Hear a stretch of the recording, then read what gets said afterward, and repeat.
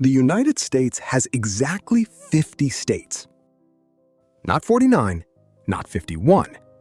But have you ever stopped to wonder why? Was America always supposed to have 50 states?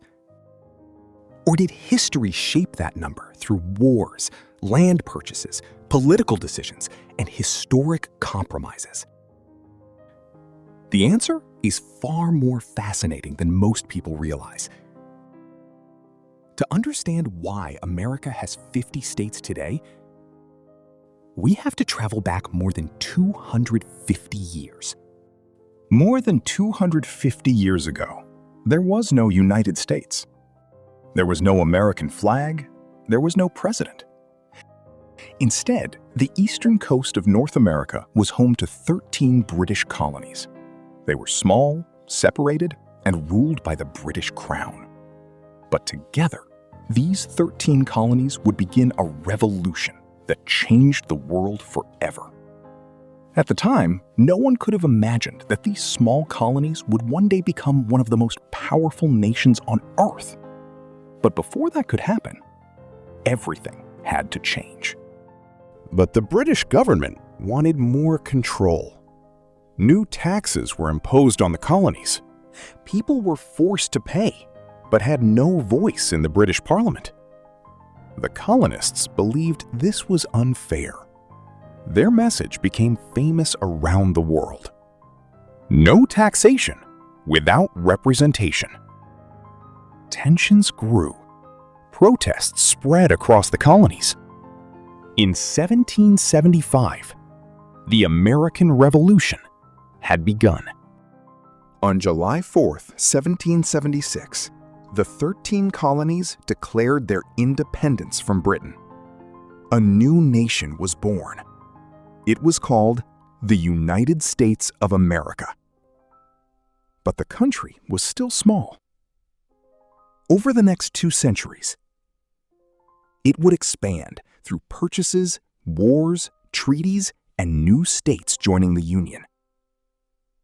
The journey to 50 states had only just begun. The United States didn't become a nation of 50 states overnight. It expanded step by step. Some lands were purchased. Others were won through war. New territories grew into new states. One by one, the map of America kept changing. With every new state, the nation became larger, stronger, and more influential. By the mid-20th century, the United States had grown far beyond the original 13 colonies. But 2 important territories were still waiting to become states: Alaska in the far north, and Hawaii in the middle of the Pacific Ocean. In 1959, both officially joined the Union, and for the first time in history, the United States became a nation of exactly 50 states. So, why did America stop at 50 states?